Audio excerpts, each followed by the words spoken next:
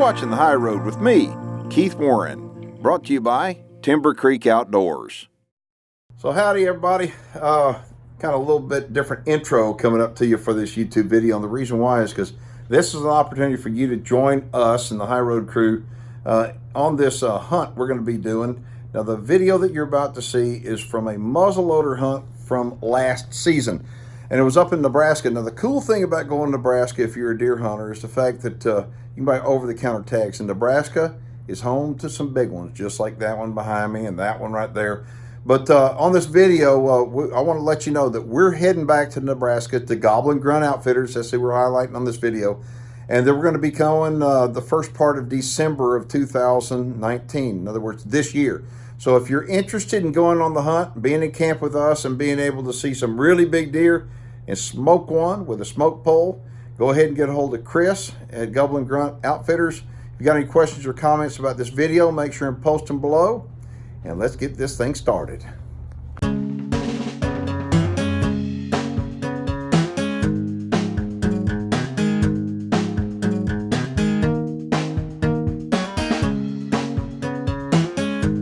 Hey Jen, do you know Keith Warren's in the back again? And this time he's brought a heater. Yeah, he does this every time he's going someplace cold. He's got to get acclimated. He even brought a thermos of coffee. I think he's going to be in there for a while. Ooh-wee. Hey everybody, welcome to the show. Where this week I'm acclimating myself. Acclimating for what? We're fixing to head to some cold country and do a cold weather deer hunt. Whew. I think I need more clothes.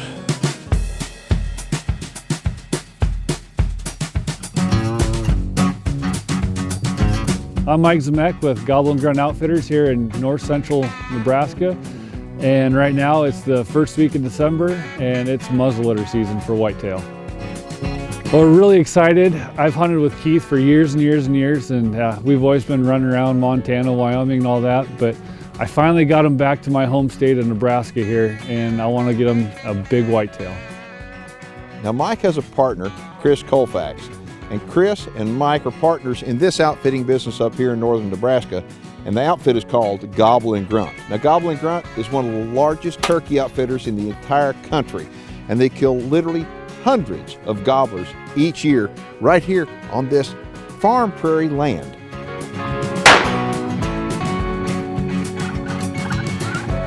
Stay tuned for more Gobble N Grunt Outfitters. We're going to be posting stuff on Facebook all week long. Now I've been hunting with Mike Zmek over at Blue Rock Outfitters in Montana and Wyoming for I think 13 to 14 years now. And Mike has been building this hunting opportunity for hunters out here in northern Nebraska this entire time. And so the way it started out was back in October. Maddie and I were together. We were sitting there talking to Mike, and Mike said, why don't you think about coming out in muzzleloader season in northern Nebraska and see what my partner Chris and I have been working on? And that's how it started. So we flew into Grand Island, Nebraska, and Mike picked us up there. And now this is muzzleloader season, so I had to blow the mothballs off my old ML2 Savage, and that thing is a tack driver. The first stop, we had to go to the sporting goods store because TSA wound up taking my powder.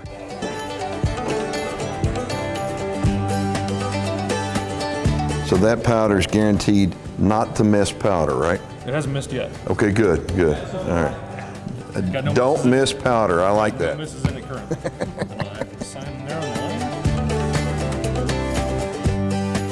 So after we got everything taken care of in town, we went over to my house, and he's shooting Savage a long time, so he brought the Savage ML2, and I want to make sure that thing's sighted in, because out here you can stretch the distances out pretty good if you know what you're doing.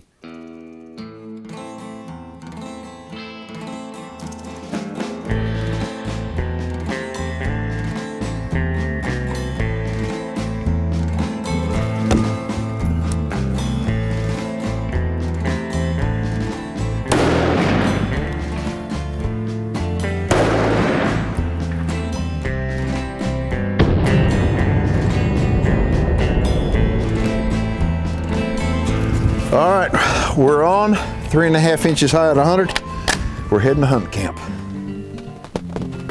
Boy, you can hear it just hitting the tent. Well, here we are, opening day of muzzleloader season in Nebraska. If you ever wanted to do something for a long, long time, then all of a sudden when you do it, you go, why'd you ever want to do it? Well, the weather sucks right now. The weatherman said we were going to have snow by this morning, and it is raining. Rain coming down the back of my neck. Anyway, we're sitting in a really good spot, supposedly, but it is some kind of miserable weather. Listen to it. This is as warm as it's going to be all week, and it's about right now 34 degrees, so they're talking about it starting to freeze in a few hours.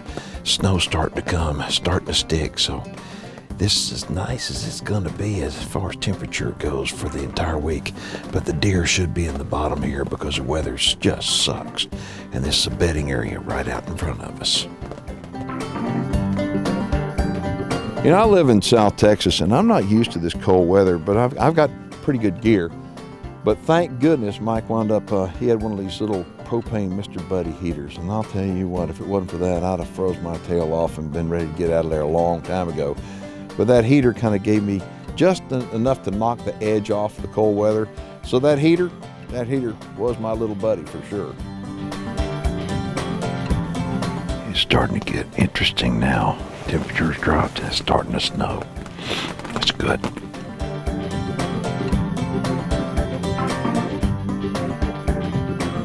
We use trail cameras a lot here in Nebraska.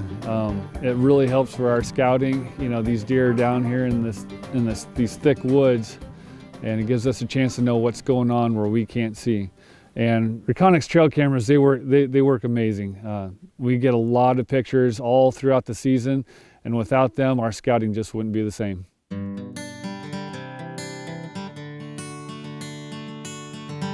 The deer activity, well, it wasn't what Mike was expecting in the bottom, or what I was expecting either. See, Mike had wound up putting out some Reconyx cameras, and he had all kinds of shots of deer. But the big deer, they just didn't show up on the Reconyx cameras.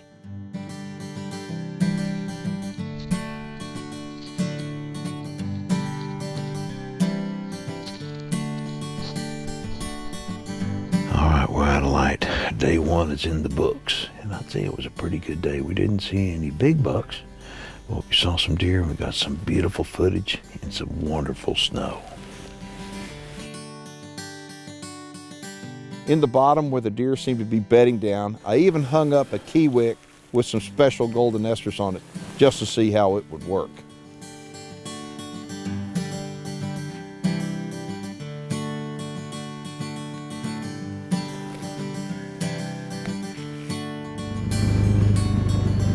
Winter wonderland for sure. It's beautiful. Now it's time for Gear Care, brought to you by the Lucas Oil Outdoor Line.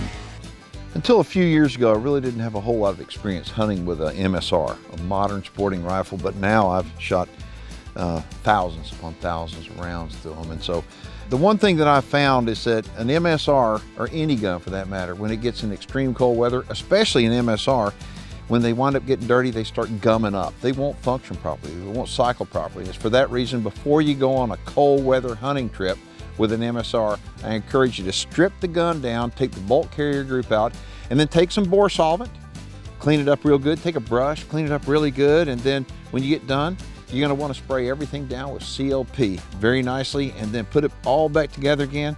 And of course, use some gun oil in the appropriate spots, and that way, in cold weather, extreme cold weather, when you want to use your MSR, it's going to treat you right. For more information on the Lucas Oil Outdoor Line, visit our website and join us on Facebook for more Gear Care tips. Oh, that feels good.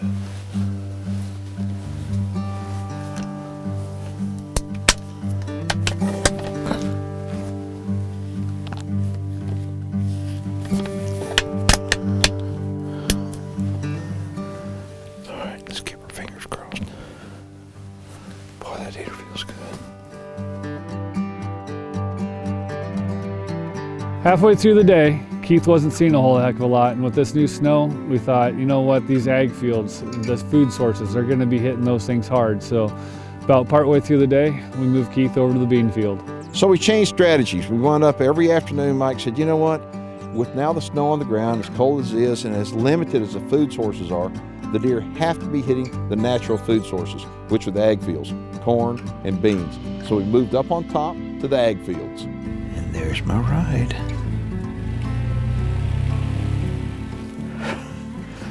First class.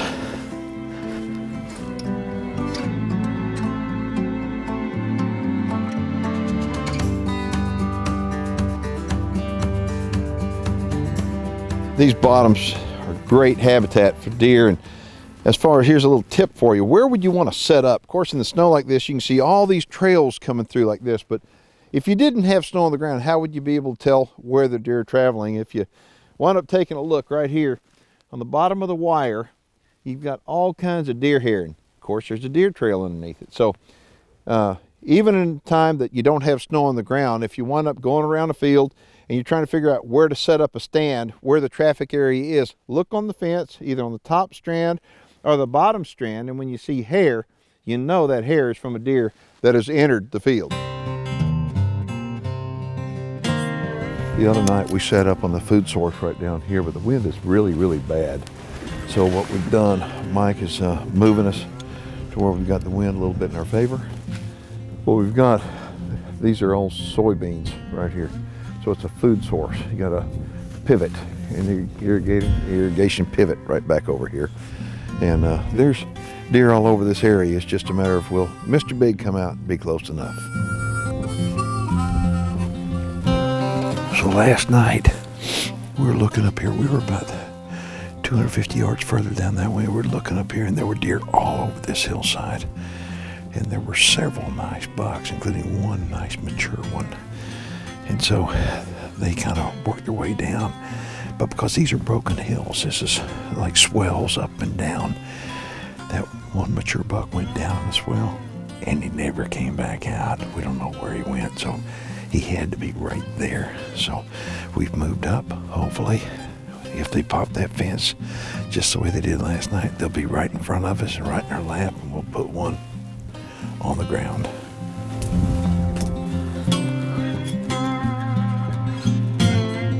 That ridge is exactly 200 yards. Perfect. And the wind is really, really good. We'll see.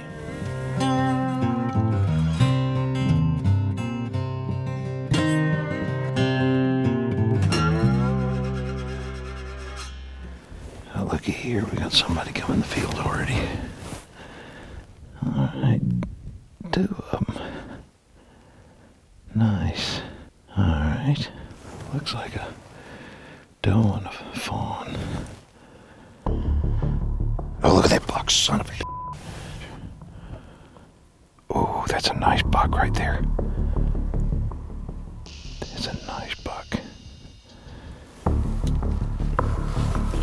We're gonna shoot that guy. We're gonna shoot him.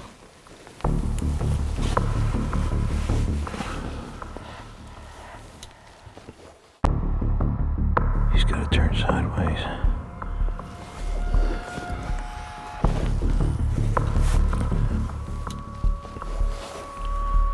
Look at him pawing in the snow. That's cool. Okay, here we go.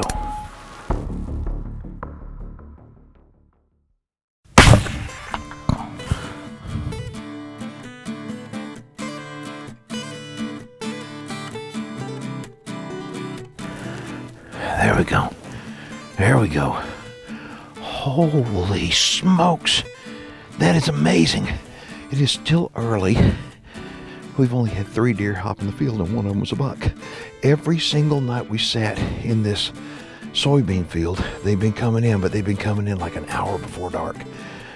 Right now, it's about 2.5 hours before dark. I mean, he was way early. Am I ever glad we moved this blind? That is a heck of a nice Nebraska buck. Look at that. It's 4 o'clock. I'm going to text Mike and tell him to come get us. That's cool. So I no sooner than dropped Keith off, and I went to go check a couple other spots, and less than an hour later, Keith texts me back and says, hey, big buck down. All right, he'll be here shortly. We got us a Nebraska buck down, baby. and I wouldn't get him without Mike. I've been hunting with Mike Zmek for, we were looking at last night, I think 13 or 14 years. And when Mike is around, I want Mike to be there when we approach the animal, because if it wasn't for Mike, that animal wouldn't be dead right now. I hear him coming.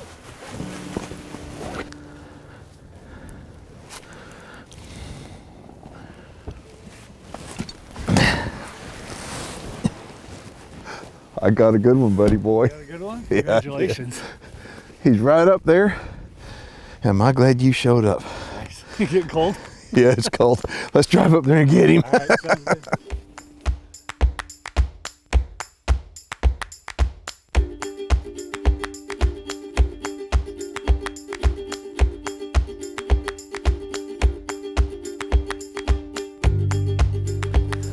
Ooh, my goodness gracious. Yep. Oh, wow, Mike. Look at that. Nice buck. Yeah, it is. I am certain I saw this guy last night. I mean, we wound up, we were way down there, and I looked up, he was out of range, and I saw him up here with a doe, and he entered the field, and he took off. And I called him last night. I said, I bet he's 16 and a half inside, and that's probably about 16 and a half inside. Yep. The thing about it is, I like he's a 4-year-old. He's nice and mature. Look at the spot though on his neck. Yeah. I mean, he was a fighter. I mean, he was in here with the does. I can't believe how early they came in too. I mean, every night we've been out here, they've been coming in here, but they've been coming in right at dark. But tonight, I'm glad you got us in here early, and I want to thank you. Congratulations. I love it, big boy. Look at this side. Look at this side of him. I know, he's just all tore up. Oh my goodness gracious, y'all won't believe this. This side of him is just torn up as the other side. He wound up, this was a fighter. My goodness. I think you met your match on that. Wow, what a deer. But this is a nice old buck. He's one I'm happy with.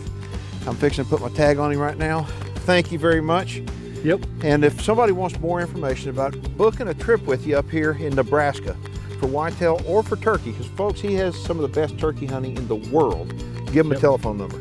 Yep, you can call my business partner, Chris Colfack. He works with me here at Gobble N Grunt. Okay. And if you want to book or check anything out, have any questions about us, you can call him. His name's Chris. It's a 402-459-5823, or check our website out, gobbleandgrunt.com.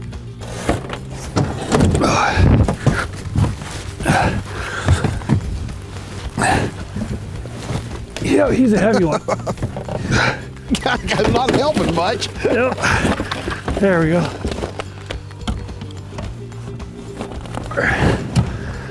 We did her. We got her done. Yep. Thank you. Thank you. Thank you. Another successful trip. Yep. Yep. All right. I've been to Nebraska before, and but I don't come up here often. The reason why is because my schedule is just kind of crazy this time of year. But this year, I made it a point to come up because Mike had told me what he and Chris had been working on for the last 5 years. This is an unbelievable opportunity. If you're interested in hunting Midwest whitetails, I mean, the country is beautiful. Just take a look at it. And the people, you're not going to beat the people with a stick. The deer, they're plentiful, okay? And if you want fair chase, whatever your definition of fair chase is, you're going to get plenty of fair chase when you come up here. For me, this has been a wonderful opportunity to sit back and ponder how blessed we are with the natural resources of the habitat, and the wildlife, and of our friends.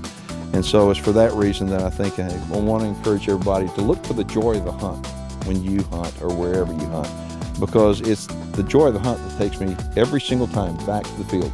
Yeah, we want to kill a big deer, a big elk, but we want to have a big time. And if you're forgetting the joy of the hunt when you go out, I think you're forgetting the most important thing. My name's Keith Warren, and you've been watching The High Road, and I'll see you next time.